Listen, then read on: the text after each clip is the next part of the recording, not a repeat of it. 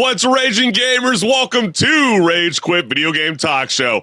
How you doing, HenricK?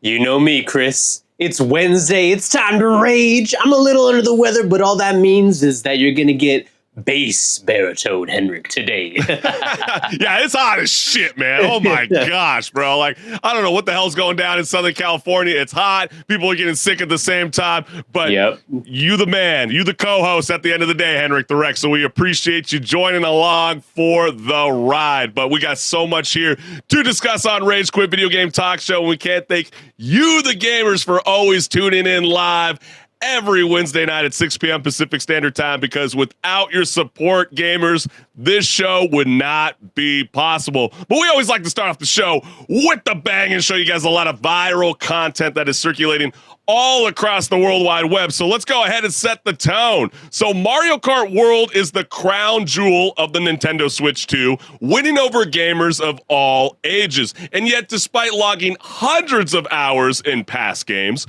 some of us still manage to sabotage ourselves in first place like it's our very first race. Yeah, we understand that there's a little bit of Tony Hawk Pro Skater going on with the new Mario Kart, but I think we all, maybe once, twice, maybe three times, maybe HenricK has a skill issue involved with this. I know he's going to witness the pain unfold. Wait, what happens if I throw a blue shell in first? What?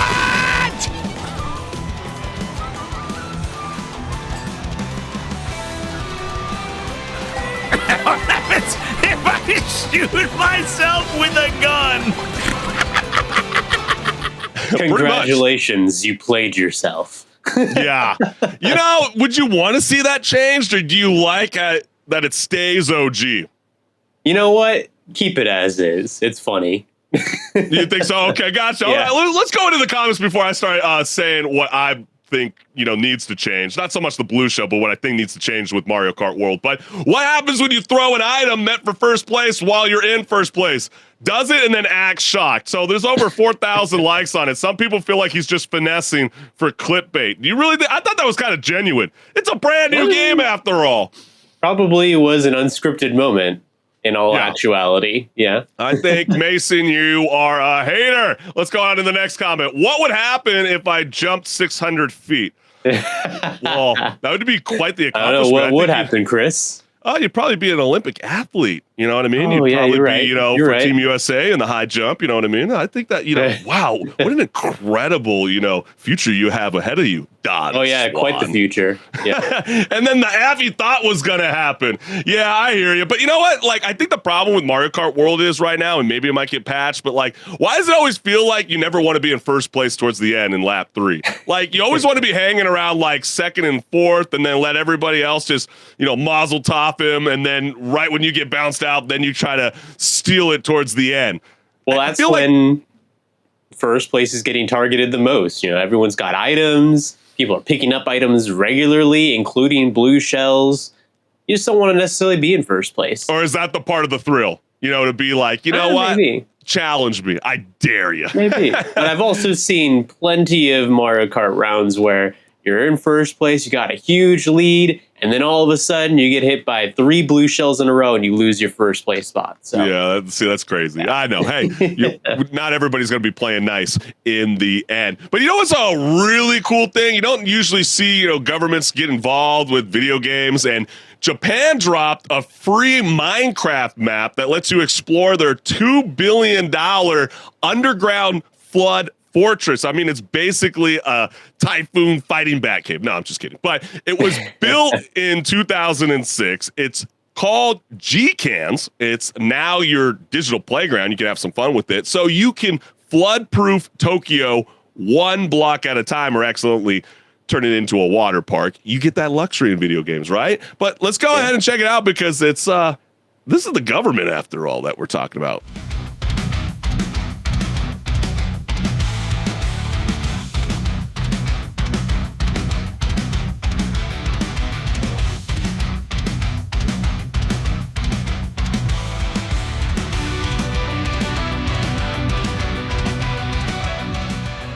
It must be really cool to just see it in person. So this is the next best thing. You can't actually go see it in person. So why not actually be able to tour it in Minecraft?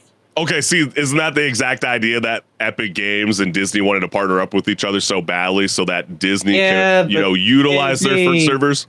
They're kind of like corporatizing it a little bit to the point where there's almost no soul. You know what I mean? Really? You're thinking it like that? I mean, I see how the Japanese government is trying to view this as like maybe an opportunity for maybe, the youth to be like, hey, do you want to be involved? Do you want to work here one of these days? You've never been down below. You want to see how it all works in the end to try to, help keep this island afloat, right? I think that's a really, really cool thing. But then in Disney's case, like let's say, for example, you've never been to Disneyland Paris. Imagine you get to drop into the Fortnite world, into the Disney theme park. You get to walk around the whole entire park because it's almost like just photo identical. And then the time that you do visit in the future, you basically memorize the whole damn park because of the luxury and help of Fortnite. I don't know. I kind of think that's cool. But you know what, HenricK? You're just raining on my parade. I thought this was summer. Well, let's go ahead and dive right on into the comments. Government making a Minecraft map for the joy of its people is peak society, to be honest. Yep. 28,000 people think that. You view that as well, HenricK? Oh, yeah. Yeah, I mean, they're just trying to connect to the people, They're like, hey, we know you like Minecraft. Here's a great way for you to look at something that's part of our infrastructure, and it's in a Minecraft map. Yeah, it's pretty cool, and I bet our government doesn't even know what Minecraft is. Yeah, they're on Roblox right now, apparently. They're all trying to figure out that whole dating app, some of these politicians nowadays. No comment. We're moving on. And then I never expected to see countries flexing with Minecraft worlds when I got older, laughing out loud, and I would never work in this place in my life. And I guess that's another question. Yeah, that does kind of sound scary. I don't know if I would want to go down. Yeah, it's one of those liminal spaces. You know what those are, Chris? Where it's like no, I do not. Transitional spaces where it's like eerie to be in because nobody's supposed to really be there for that long, at least. That's kind of like what that is. Yeah. Yeah, sometimes video games is the best place, to keep the immersive experience, right? We don't have to always physically be there in the end. But we covered last week on Pause and Repeat, Elden Ring Night Rain. People are having a lot of fun with it. I know HenricK is having a lot of endless fun with it still. Oh, He's raging on with his friends. Beating those Night Lords. Yeah, exactly. You're putting friendships and controllers to the test as you and your squad grind all night just to get absolutely body slammed by the Night Lord. It's happened too many times with me. I can't stand it. But the real boss fight, trying to read their attacks before the soul leaves your body. So watch how fast things fall apart in this clip.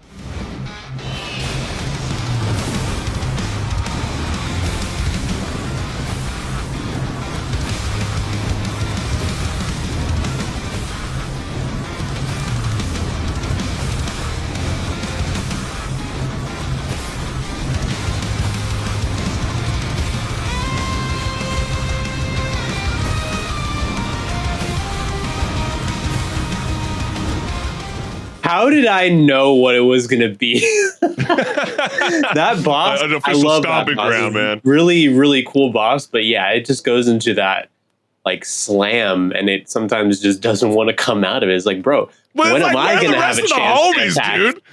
I wish they would actually fix the voice comm, because I bet the guy was screaming on the other end like, yo, homies, do something to turn the action away from me. Let's dive right on in, because again. Yeah, he pulled out the Bucky special. Yes, exactly. I was also thinking about that one guy that dresses up like, like an Elder Scrolls dude, throwing the maces out in Call of Duty. Oh, yeah. He's like, again.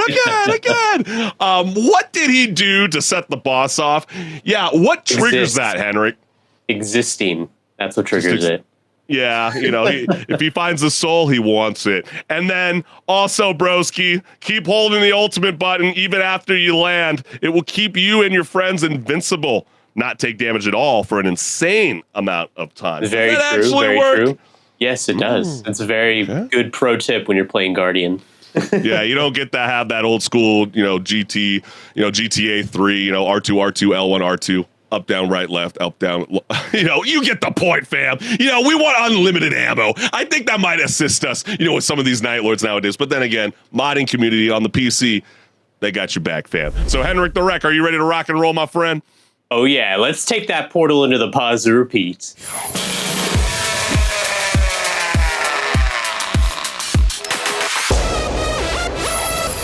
Hey everyone, this is Pause or Repeat. Here we figure out whether a game is really worth your time and money. Today's game is Splitgate 2. Splitgate 2 is an arena-style shooter trying to follow in the footsteps of other series like Halo, Destiny, and Titanfall. The developers have said that they are heavily inspired by these greats and want to bring back their feel. Were they successful? Let's jump right into the gameplay and see if they were. The gameplay of Splitgate 2 is of course a first-person shooter. It actually feels most like Destiny's combat, but with different abilities per faction or class. Subsequently, it will also feel like Halo as a result, since Destiny's roots are in Halo after all. Of course, you've got the portal mechanic that Splitgate is known for, and you've got several different guns to choose from, ranging from assault rifles, SMGs, snipers, shotguns, marksman rifles, and pistols. But also some power weapons, which spawn in the map depending on the game mode you're in, akin to power weapons in Halo. These power weapons have the ability to quickly turn the tide of battle as they live up to their name. Speaking of game modes, however, there is no shortage of these. You'll have your typical arena shooter game modes like Deathmatch, King of the Hill, Domination, but there are also rotating featured game modes, a battle royale mode, and if that's not enough, there is a community server browser where you can play all kinds of community-made modes and maps alongside a lab with Halo Forge style map editing. Altogether, they've gone above and beyond what even the likes of Halo has done recently in regards to delivering options of game modes to choose from. So is there any story? There's enough for a premise at least, despite it being a multiplayer focused game. You get to choose from one of 3 factions playing in the Soul Splitgate League, a tournament where each faction competes to see who is best. The factions are Eros, Meridian, and Sabrask from Earth, Venus, and Mars respectively. But now the question still stands. Pause or repeat? All right, Chris, we're going back to the glory days of getting pizza, going over to someone's house, playing some Halo 2 or 3. Oh, wait, we can't do that because everyone's online now. But that's at least kind of the feel that Splitgate 2 wants to bring back. And I don't know, did you feel they were successful, Chris? Yeah, it does kind of come across like a LAN party back in 2006. I feel like Splitgate 2 is what happens when Halo, Call of Duty, and Titanfall all get thrown into a blender with portals, obviously, and then someone forgot to put the lid on. It's fast, it's chaotic, and whether you're chasing sticky grenades or throwing or falling through your own portal into a sniper scope, this game refuses to let you stand still or feel normal again. What would you say, HenricK? Oh, yeah, no, definitely the first, at least few matches, especially because of the fact that they didn't really pair me with people of my same skill bracket. I was just in the zone, you know, I was like, all right, I'm checking each corner. All right. Oh, there's a dude. Okay, there's another dude. I think I ended with like close to 95 kills one of the first matches. It was pretty intense. Yeah, I felt really good about myself when I won the very first game in the Battle Royale. And I was like, you know what? Maybe I actually do got a career in esports. You know what I mean? I was really nailing it. And then, you get humbled really, really quick. Oh, yeah. So it is nice to have a skill ceiling in this game. Yeah, and definitely the guns, they're pretty diverse, I'd say. I mean, I felt at first like maybe it was a little hard to discern what gun did what. But once you kind of get the feel and, maybe you jump into some gun game modes to get a chance to try every gun, you get a little more comfortable with it. And from then on, you're like, oh, okay, I know what gun they used on me, or, oh, I know what gun I want. I want that one.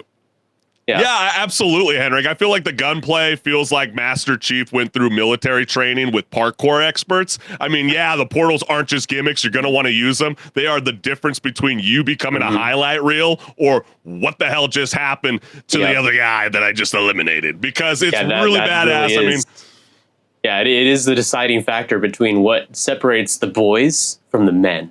That's right. Come on now, because you're going to find out real quickly as you start to get partnered up with better lobbies that randomly placing portals won't help much. But once you start using them with your actual brain cells, you're going to become a terrifying blur of jetpacks, bullets, and physics. And I love it. I mean, the movement is buttery smooth, and the momentum is king here, I would say. And just sliding downhill like you're speed skating at the Olympics and blast out of corners and bounce through the map like it's your own personal bounce house, jetpack included. That's what makes the thrill of the ride that much more fun. Yeah, the feel, at least from what I gathered from playing it, it feels most like actually Destiny 2's PvP, which if you've ever played Destiny 2's PvP, it's actually really solid. Some people it can be a little divisive for, but that totally makes sense if they're going for, bringing back the feel of like Halo, because Destiny's got its roots in Halo. It's Bungie. And a little mix of Apex Legends, you know what I mean? Yeah, like you definitely do get that vibe. Obviously, it's a little bit more ramped up, and obviously you're not going to die as fast as you do like in Apex Legends. Yeah. But hey, you know what? I appreciate games doing the whole arena shooter thing because it's kind of a genre that has gone away in more recent years. And I love me some Quake, some Doom, some Halo. Love Titanfall. Unfortunately, that series seems to be dead at this point. And I know for sure the developers feel the same based on just playing the game and seeing how they definitely got inspired by all those big series. Yeah, and I think there's a lot of really cool features that are in Splitgate too. Team deathmatch is now round-based, so it's not just like who shoots first and who flanks through a portal into your personal space without knocking. They add in 10 game modes and a map builder called the Lab, which I think is a very cool feature to drop on day one. Yeah, honestly, more games need to do that, where they drop plenty of modes to choose from, and then say, you know what? We did a good job, we feel like, but I know that you're going to do an even better job than us as the gamers. So here are some tools to just go wild and make your own thing. You might have seen in some of those clips there, I was playing in Nuketown. Yeah. That was just a community-built map that someone had made, and then there were some browsers to play in. And I was like, wow, this is in this game, and Halo can't do this on I think that's crazy. That's why PGA, like the 2K series, that's why it's always so cool to be jumping into like fan made golf courses, and I think that's why even like EA is kind of exploring how do we even bring that even to FC moving forward. And I think, oh my gosh, what an amazing opportunity that Splitgate 2 is offering for FPS shooters, because isn't that the whole thing that we keep getting sick and tired of when it comes to Call of Duty? Like just regurgitated maps over and over and over again. And I know even people are, celebrating a little bit with Halo Infinity, bringing back Halo 3 maps, but it's like, come on, we need something new. So Splitgate 2 really opens the opportunity for a recipe for sweaty palms and glowing highlights. That's what I really, really love about it. But imagine if someone made a futuristic sports league and then hired an intern to design the uniforms. Like, yeah, HenricK, I understand that the map looks, slick. The movement animations are smooth, but the character cosmetics, I mean, how did you feel about this? Because it was giving off-brand action figure energy. Oh, yeah. I took a quick glance at them, and I don't think I ever really wanted to look at them again because I didn't get excited by them. I was like, you know what? Care I'm less glad to I'm look not at the spending store money tab on this. because it's definitely expensive. It's still expensive. I know that they addressed it before. They got a lot of backlash trying to sell a portal for $35. Guess what? I jumped on before we logged in live. You won't see that anymore. So they clearly addressed that. But they're not going to lower the prices anytime soon. They're going to charge it exactly like Fortnite and Call of Duty do with their cosmetics. But like, let's say for those two games, for example, Fortnite and Call of Duty are hosting Fashion Week while Splitgate 2 is still dressing in gym clothes from middle school. So they got to figure that out. They look like Marathon, okay? Like the DNA is like right there. So they need to mix things up just a little bit. And then when it comes to, the story, they don't really care. I mean, for their sequel for now. And I mean, to be fair, they don't really need to care because it's really a multiplayer focused game. But, if you're going to mention a story, the second I have to go out of the game to read about the story, you kind of lost me. Yeah, and that never really worked for me with Apex Legends. I never cared. I mean, maybe I try to, check out the lore for like maybe the first 2 seasons, and then I'm like, dude, just give me my character. I could care less. Yeah. Because in the end, you are this faceless gladiator in space with a gun and a portal gun. That's the lore, right? I mean, it's not deep. It's not supposed to be. So Splitgate 2 knows that you're not here to cry over cutscenes, right? I mean, you're here to teleport behind someone and ruin their kill streak.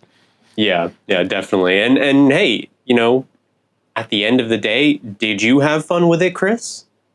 You know, I did, but you know what? Before we even get into our verdict, I wanted to ask you this because I want you to be honest with me. Like, do you think Splitgate 2 is the future of esports, or are we just watching default skins sprint through portals like it's a PE class in the Matrix?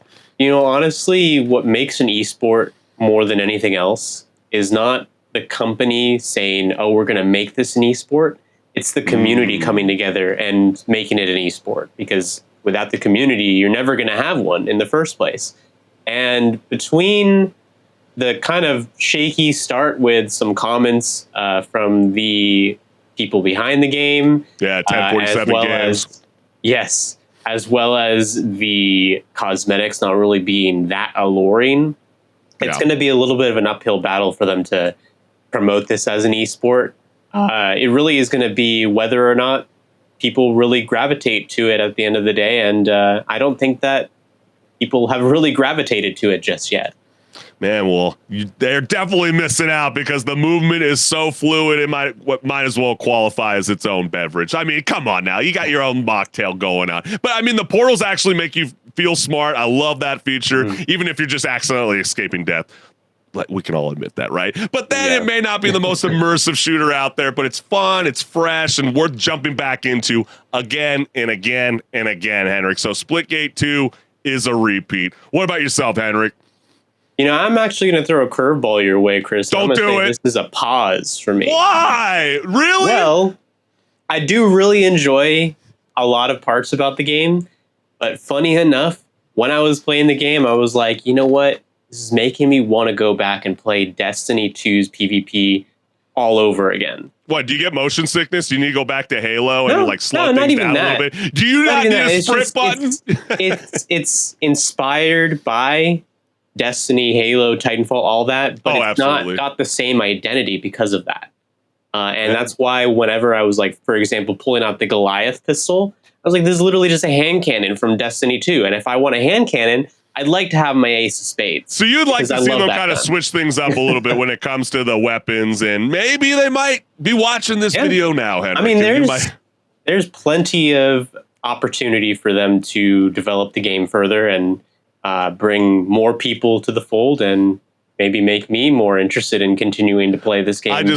Whereas for now, it'll just be the side piece. Yeah, I just love how fast it moves. I mean, it's so satisfying when you can run up on somebody and just do a close combat, kapow, and then jump back in your portal and just leave and then just shut the portal off like, haha, you build your own portal to come back after me. But hey, you guys and girls, let us know what's good. Are you vibing with Splitgate 2? Is this a repeat for endless fun or just a pause to move on and play something else? But hey, stick around because we got so much more here left on Rage Quit Video Game Talk Show. So HenricK the Wreck, are you ready to rock and roll, my friend? Oh yeah, let's get that ball rolling because we got plenty of talk about. Hey, let's get it.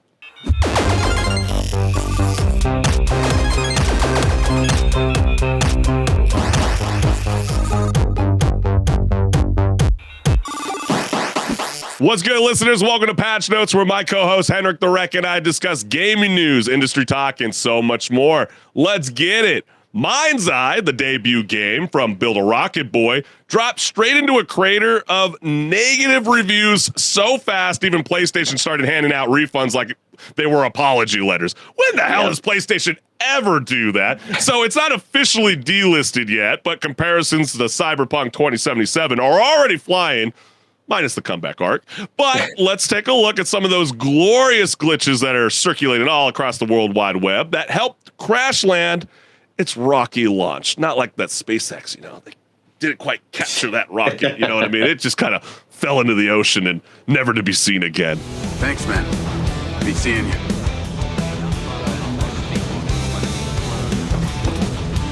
All ran?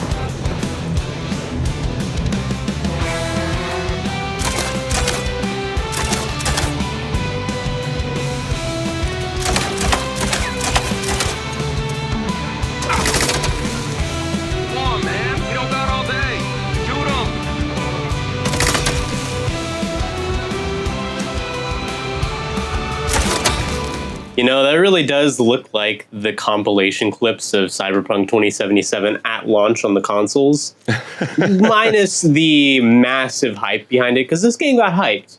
Oh, big time. Extent of Cyberpunk. Well, especially when you hear former GTA developers and then you're like getting excited that you hear that it's a semi-open world and we're all just kind of itching, for that GTA 6 release. And we just need something that can kind of comfort us like the AC conditioner in this studio right now during this blazing heat. But, it's almost like, you're driving in your little Toyota Honda or whatever, and then all of a sudden the AC goes down and then you're like, oh my God, I need to upgrade.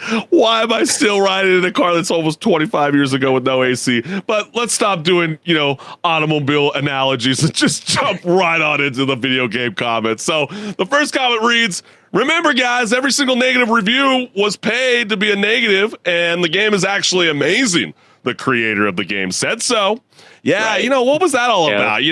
They were really quick to, state this statement. And then, obviously, journalism in the video game industry started speaking out saying, yeah, we never actually got a copy for review.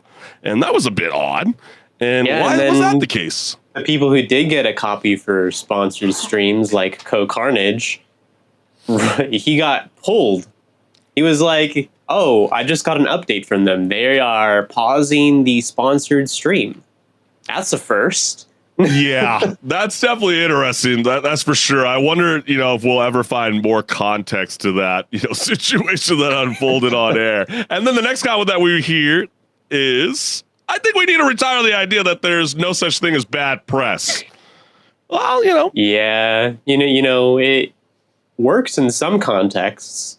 But in the context of something like this, it's just going to mean people are going to make fun of your game and not buy it. Yeah, because I feel like every OnlyFans girl would be like, yeah, I don't know. I think bad press has really helped me out make millions and millions of dollars every year.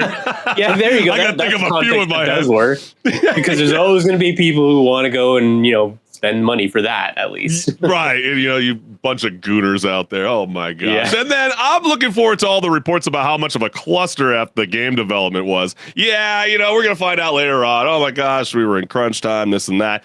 Wouldn't that be kind of exhausting after a while? I mean, yeah, we've highlighted over numerous seasons about how crunch time is very much a real thing. It's just the age-old conversation at this point, Chris, because it's like every studio at some point or another has said, yeah, we got crunch time.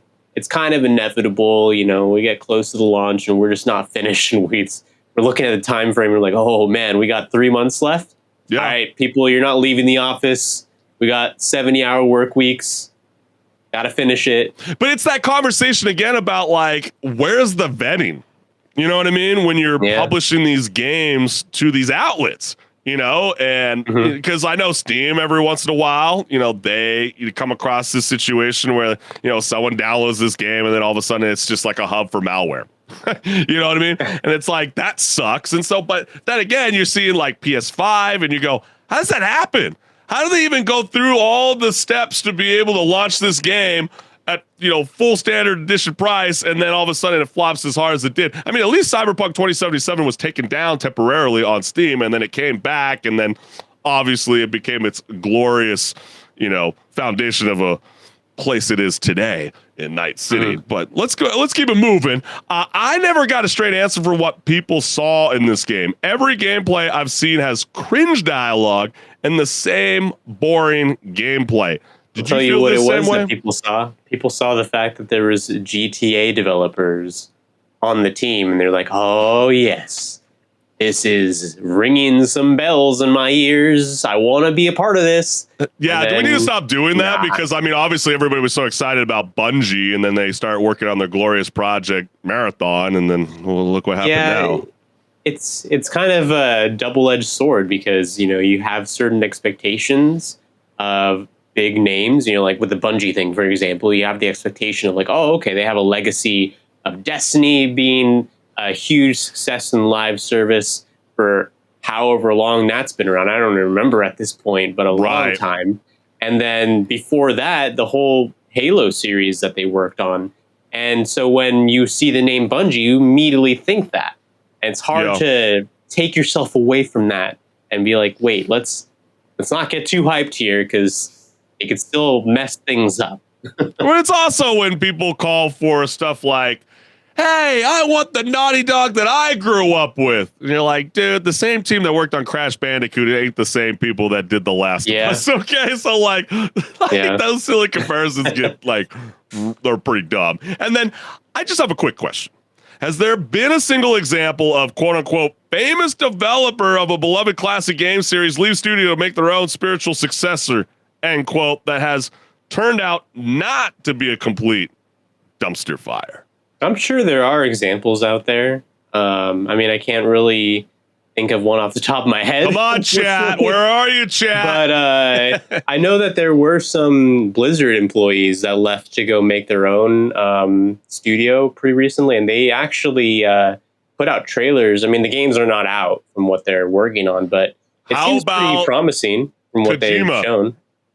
Oh, you know what? That is a good choice, Chris. You know what I mean? Like, didn't they all leave their previous studio and because they trusted his work ethic?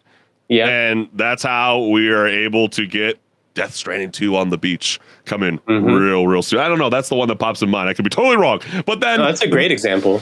The next one, or the last comment that we got here, is I didn't think the game would be this bad. I was expecting a generic shooter, but it was way worse with all the bugs. And yeah, it's very unfortunate. You know, believe it or not, HenricK and I, listeners, we actually were going to put that on our top games for June. And then we had to do you know what? It's really funny emergency call because you were actually bringing it up as a game because of the developer's name on the docket. Yeah, I know. And then it was like an emergency call, and it was like, what do we do? What do we do? What do we do? And we're like, okay. And we won't say the game that we replaced it with because they were all great games. But, you know, HenricK, so which one's more likely to make a comeback? Marathon, the mysterious reboot with zero gameplay, or Mindseye, the glitch fiesta that made PlayStation reach for the refund button faster than a rage quit? You know, I would say between those two, actually, Marathon has the better chance of coming back, just based on the fact that Sony at this point has spent so much money on building Marathon with Bungie that it's kind of that sunk cost fallacy where they have to make it come out.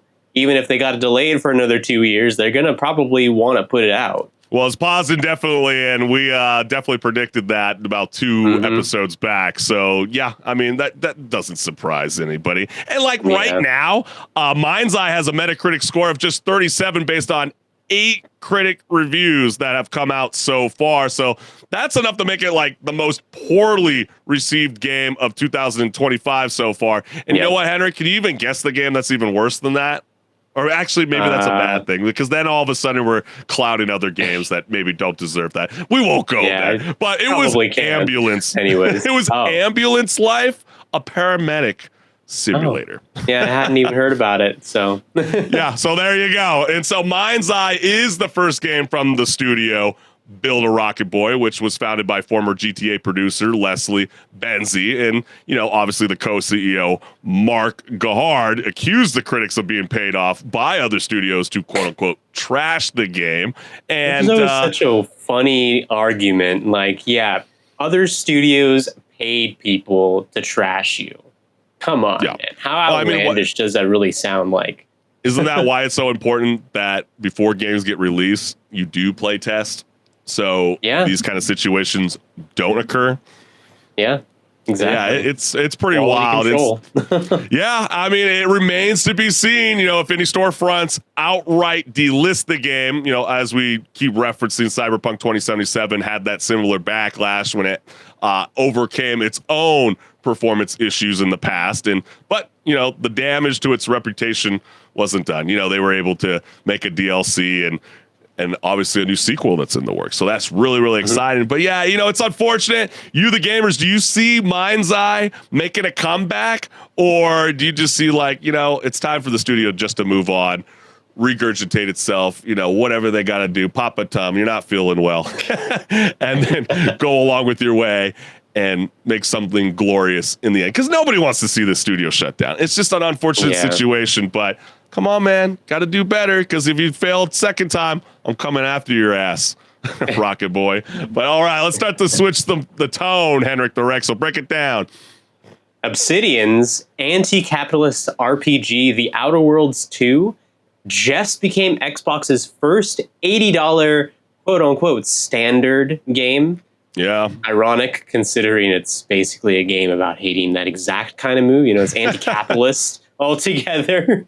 So, and sure, Xbox Game Pass is a great deal, but when the price hikes kick in right after Xbox becomes the biggest publisher in gaming, I don't think that people can really argue with that. Very true. Just starts feeling less like strategy and more like a join us or suffer kind of vibe.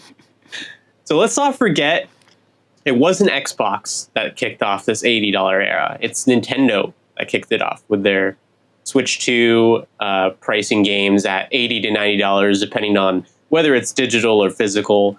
So, of course, Xbox saw that and said, hold my beer, I got you. Right, exactly. So let's dive right on in, because I'm really curious to see how the community is vibing with Xbox pushing forward with this notion. So the first comment reads, first game wasn't good enough for me to ever pay $80 for the second. And then a follow-up says, agreed, I like the first, but not about to spend $80 on another one. Yeah, these are the same people that created Fallout New Vegas.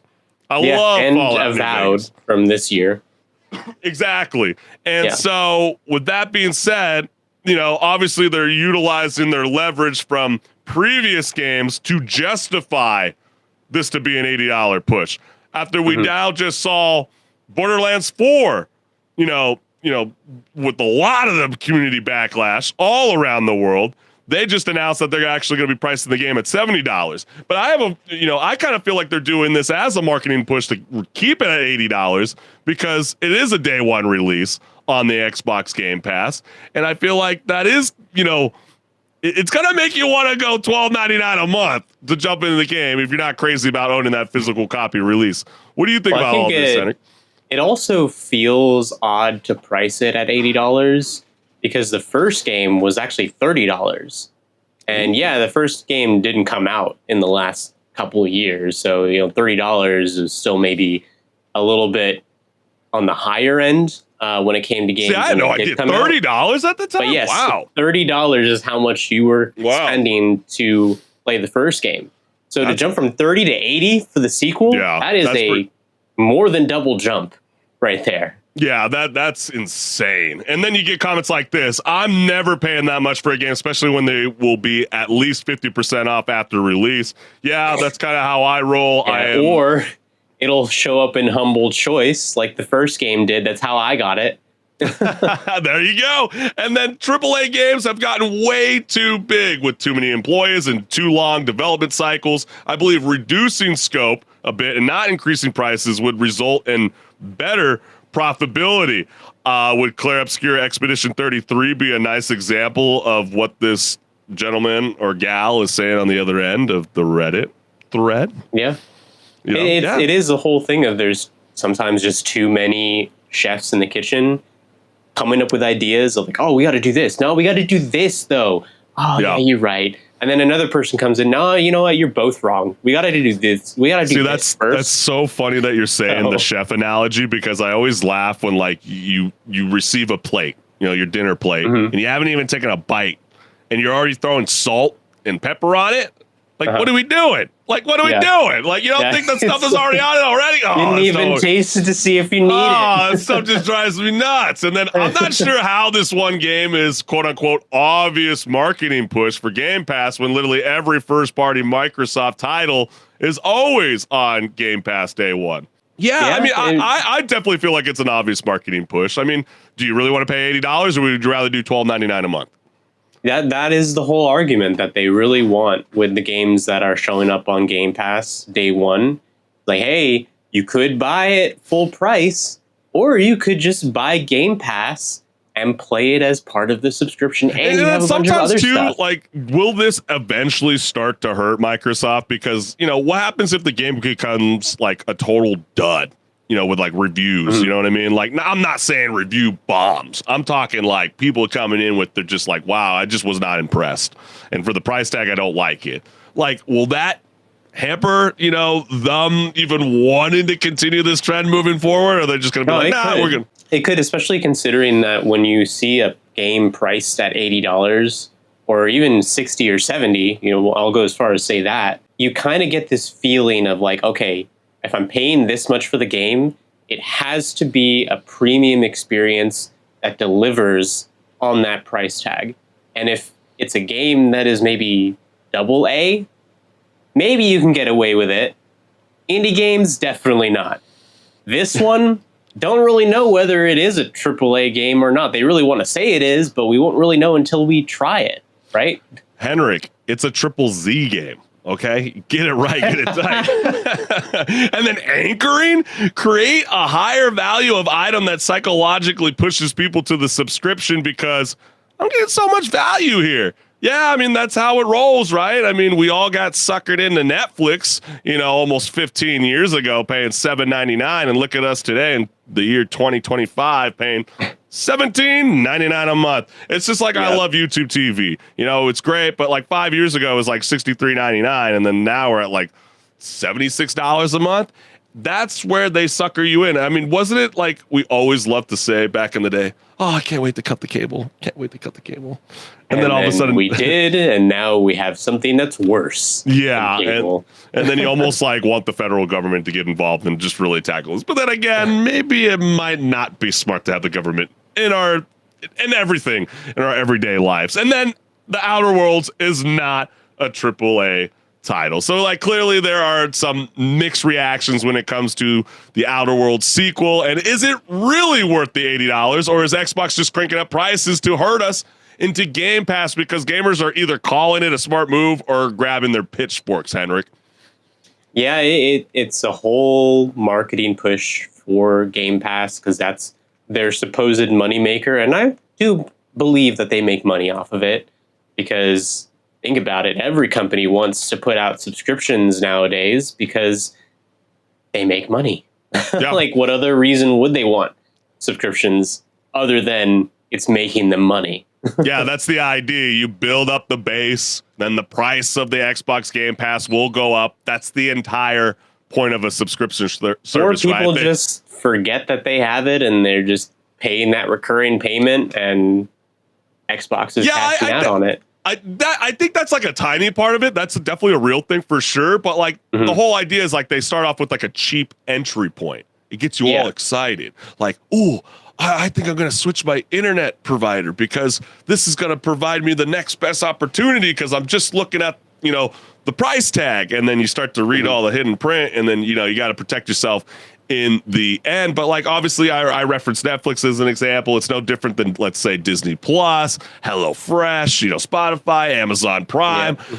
Every other subscription works this way. Okay. So they want you to rely on it as games get more expensive. And that's why I'm like, I can't believe people would move forward in support of the Nintendo Switch 2 as fast as they did, selling out that unit, because in the end, they're going to be pumping out $80 to $90 games. And like, even like Borderlands 4, did you hear about? They got this special edition package and they don't even have the game with it. Oh yeah.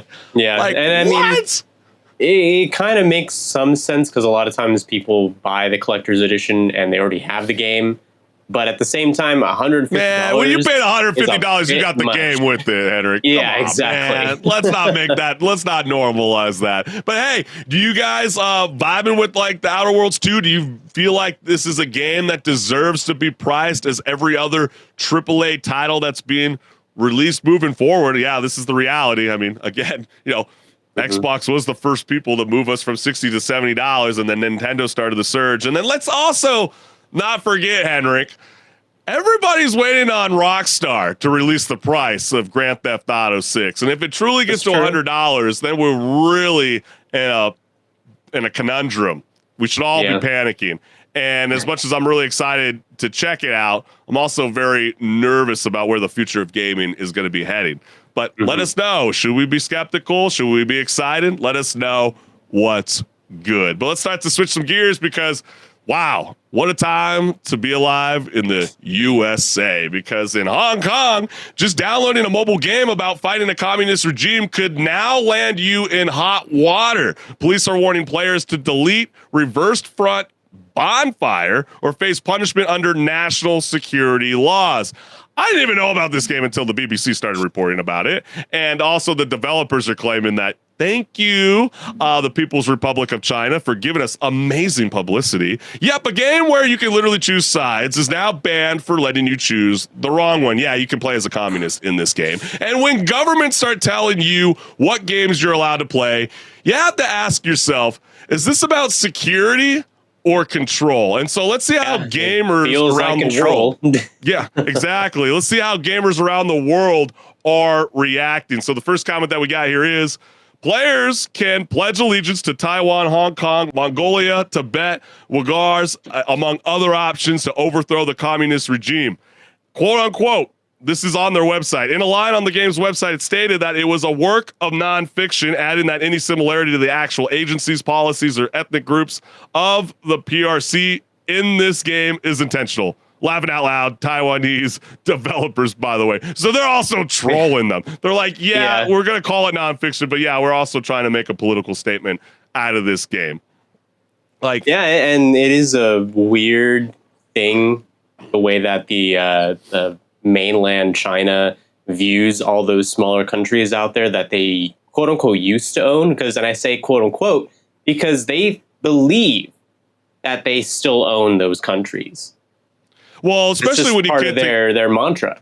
Well, remember, Hong Kong is governed under the principle of a one country, two systems, right? So under which China has agreed to give the region a high degree of autonomy and to preserve its economic and social status for 50 years from the date of the handover. So that's why, they can have a little bit of a say, in Hong Kong, whether I hate it. I hate this move.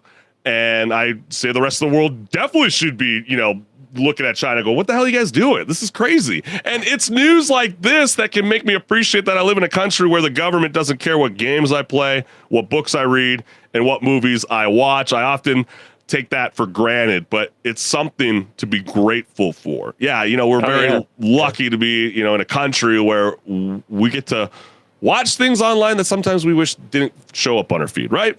Yeah. But and we can also trash things without the fear of, oh man, if I trash this, there's going to be some recourse because I thought you were about to make a downtown LA reference for a second. Oh, well, I mean, that is a thing too. Yes, right. I meant in terms of like saying that something is bad, and then it turns out the thing that you called bad is owned by the government in some way, shape, or form, and then they come after you because you were bad-mouthing them in public. Yeah, fair enough, right? It's like the No Kings rallies that are going all across the country. We have the luxury in this country to protest. Do that. Yeah. If we were actually in a king, world in the United States, you probably wouldn't be walking down the street with the No King, sign. Exactly. Waving it up high in the air. But the Streisand effect exists, and yet none of them understand the concept behind it. I guess Hong Kong should just take the L instead of for this one. Yeah, they're taking a massive L right now. It's just a horrible move. I don't like it. And then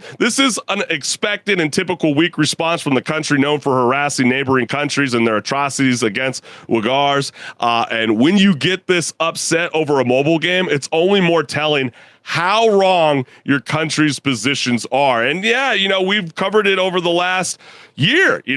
China's getting more involved in the development of video games moving forward. Black Myth Wukong is a massive success. It's a freaking amazing game. I know they were clowning the Western civilization a little bit, going, hey, we don't want to hear about your woke analogy. And we even tackled it. Yeah. We're like, really, dude? We're really going to start tackling pronouns on a freaking animal? Like, what are we doing here? You're losing all arguments. But like stuff like this, oh my gosh, I'm gonna stay quiet because I feel like I'm not gonna use the right choice of words. But then shit, I should uninstall Battlefield Vietnam or BF Vietnam, and I miss gutting American Pigs and Rising Storm 2 as glorious Vietnam. Yeah, I mean it's that whole thing, right? You're playing a Call of Duty, let's say World at War, right? You want to play as the Americans, but then sometimes you gotta play as the opposing side. The occupying force. The Axis, the Nazi regime, okay? Nobody supports that ideology. It's a game, okay? It's part of history, so if they're going to be historically accurate, they have to include that.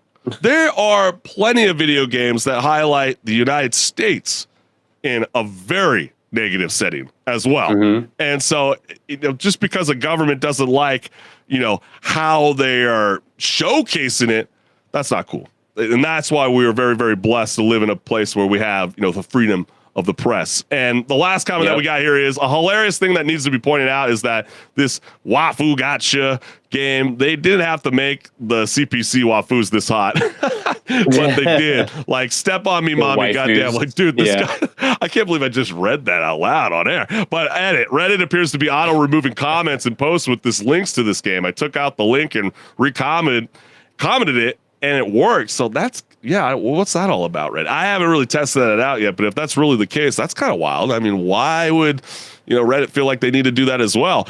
But, HenricK, if playing as the bad guys in video games is now grounds for punishment, does that mean half of the multiplayer lobbies are criminal enterprises? I mean, and more importantly, is this the kind of world that we want where governments decide which side of the respawn screen you're allowed to be on? Yeah, no, it's definitely government overreach in this case, and shouldn't be praised or applauded by any means, because the second that even something small like this starts to be normalized, that's when more and more things start to be normalized in a succession beyond it. So 1 minute it could be this. The next thing is, hey, actually, we don't like that you're playing these games in the first place of this entire genre. So we're just going to not let you play those in the first place. And then so on and so forth. It could go and escalate as far as it ever can if the people allow it to. So it's just another case of, yes, it is nice to live in a country where they don't do this to you. Yeah, I don't want to live in a country where, the police are warning us through statements, saying, quote, may be regarded as in possession of a publication that has seditious intention. Those who have downloaded the application should uninstall it immediately and must not attempt to defy the law, end quote. I feel like that is just something that I can't believe we're still doing in the year 2025. And so, be humbled that you live in the good old glory days. Or the days, it is the USA. But hey, let's start to move things along because, let's start to wrap it up because I know Reddit's always got something juicy cooking up in the end. So break it down, HenricK the Wreck. Reddit never misses when it comes to gamer hot takes. And this time, someone asked, what's a dead game you wish people still played? I can think of someone off the top of my head. There's been a few that you've just highlighted today throughout the show. True, yeah. But with remakes popping up like they're on a subscription plan, let's see which games gamers are desperate to resurrect. No necromancy required. Are you sure, HenricK? Maybe we might need it. Okay, maybe not. But let's dive right on in. Guns of Icarus? Is that how you say it? Icarus. Guns of Icarus. Oh, gosh. Yeah. You can tell I never played the game. Am I missing out? This is, in the end, a dead game that I missed out on. But then we got a follow-up comment that reads, what a unique experience. Made a lot of friends on that game. Then they released a single-player mode and split the already small player base. So you said you played this game, HenricK? That'll do it. Once or twice. It wasn't like a go-to game, but I know about it. Yeah. Do you remember what to you made it fall apart? Probably mismanagement of how the game was run, but it had a or your mismanagement of your Steam Deck. No, just kidding. Your Steam account. Well, I mean, it was a cool concept. It was like a steampunk multiplayer first-person shooter, and I, at the time, especially really liked steampunk stuff. So I was like, "This is exactly what I'm." Hell yeah! Right. Battlefield Bad Company 2. Loved that game. Oh yeah, I love that game, but I don't care to see it come back. Like that's really like 1,000 people really want to see that. Come on, they always drop Bad Company 2 maps. It's like the conversation we just had today, like Halo Infinity. Woo! We have Halo 3 maps all over again. Do we need a whole new game remastered all over again? I don't think so. Instead, go make another Bad Company. I don't know. I'm gonna say a hard pass. The next one that we got here is Star Wars Galaxy holds a warm place in my heart. Wow, that's a throwback. I mean, do you think that would resonate today? Especially with I think it would, just based on the fact that there's always some sort of following to the Star Wars games, even the ones that were considered bad by the majority of people. Those ones have people that are very, very passionate about them sticking around and wanting to come back to them every now and then. So this would be probably one of the ones that I'm sure if it did come back, it actually would get a decent player base. Yeah, we'd definitely have to see. That's for darn sure. And then let's go into the next one, which is SOCOM. That is so funny. I'm looking at this image on screen. I had that little joy ball of a thing, whatever they call that motion controller. And do you feel like that was the death of this game? No, I feel it's like just the genre of it hasn't really kind of died out. Off. Yeah, it's been. It really worked well on the PSP. When they used to have, that was fun. Yeah, but yeah, it doesn't really operate the same. It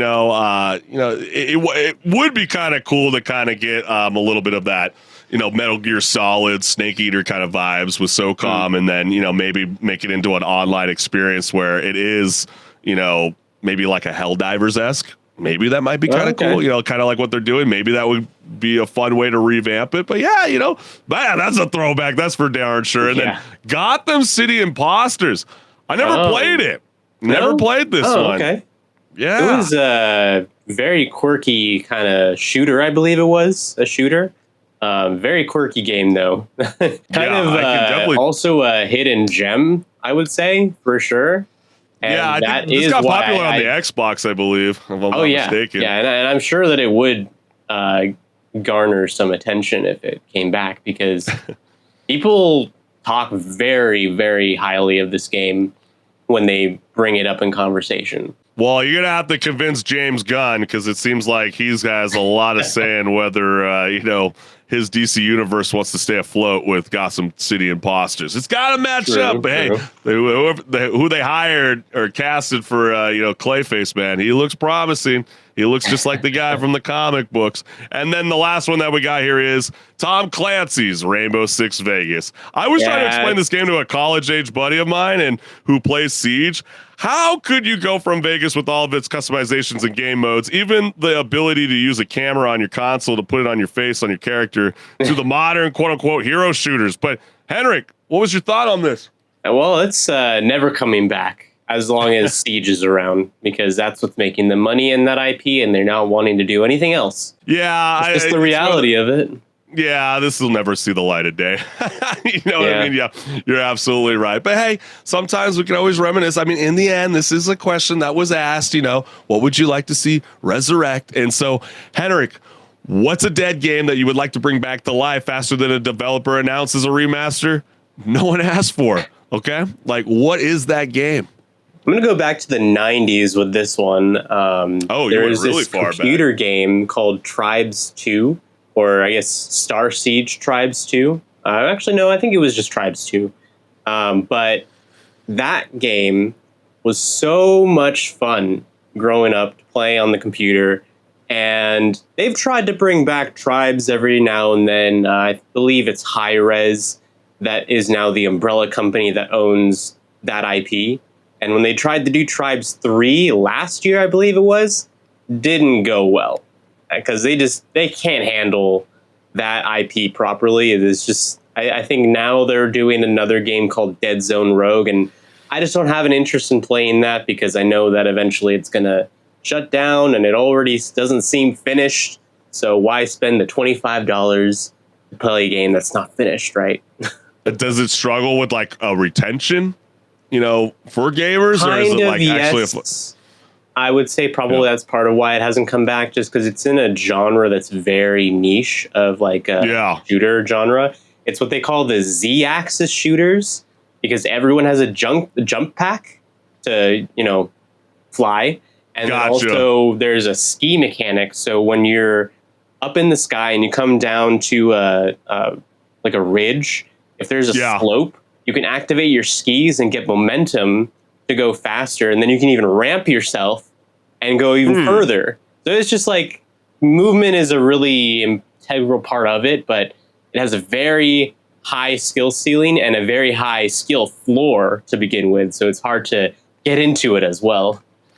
Yeah, you're making me have to go to my public library and go dust off the Game Informer, magazines, because what the hell? I mean, I love the choice, Henrik. I'm like, I don't know if I've even heard of this game, and that's what's so cool about these Reddit, threads is that you discover games that you go, man, I wish I played this, and maybe it sparks up something new. But Henrik, if we're gonna be reviving dead games, I thought of 2 different games. Okay, I'll do the multiplayer one first. There's a TV series that's going on Peacock. You might have heard of it. Twisted Metal. Like, what the hell are we doing? Like, bring back the driver's seat. I mean, picture it like this, Henrik. Add in a battle royale with like 50 rage-fueled murder machines. Give it a Mario Kart style racing as well as another game mode, and bring back that OG deathmatch mayhem all in one explosive joyride. I guarantee you the player base will be all in. I mean, look at how everybody's getting excited about Mario Kart World. You add a Twisted Metal racing with all the the glorified battle royale, that would be so freaking badass. I'd be smashing everybody in my ice cream truck. Okay. And then it was funny because I didn't originally think of this, but since it's been so damn hot, I've been telling people, oh my gosh, it feels like it's hotter than Dante's Inferno. And I went, holy shit, where the hell is Dante's Inferno? That game was so freaking badass 15 years ago. And I want to go back to punching demons in the 9 circles of hell, okay? They were supposed to make a second one. It was supposed to be called something along the lines of Dante's Purgatory, and I guarantee you today, and I swear, gamers would ascend just to play it. So EA, if you're hearing this, I know you guys aren't big into single-player games, but I think you guys got something. Make it happen. But if there is they kind of popped off with that title. I remember when it came out, and I was like, it was so good, much fun, so much fun. I had it on the PS3 and the PSP. It was like I need it on both devices. But is there a game that you want to see resurrect, from the ashes, dust it off a little bit, see a reemergence? Let us know what's good. But man, we can't thank everyone for tuning in to Rage Quit Video Game Talk Show. You got to make sure that you will like, share, subscribe, hit the notification bell so you guys never miss a live show. And this QR code takes you to my YouTube channel. So join along for the ride. I always love reading you guys' comments. It always strengthens the show. So all the positive and negative energy, it goes a long way. And you see that QR code, so bask in its glory, because that goes to my YouTube channel. So if you liked anything you saw in this show, or even if you didn't, go watch some content over there, leave some comments. I'm waiting, and I will respond to them. That's right. Yeah, we can't thank you guys enough. And HenricK, you did it. See, you weren't sick after all. You just needed to, you just needed to plow it through a little bit, man. You sound fantastic. Yes, my inner bass baritone came out. That's right. Hey, there can only be one baritone. That's me. All right. Okay, you better knock it off. Okay, stop taking my job away from me. No, just kidding. But hey, we can't thank you, the gamers, enough for joining along for the ride. And we will see you next week live on Wednesday nights at 6 p.m. Pacific Standard Time on Meta, Twitch, and YouTube. Peace. See ya.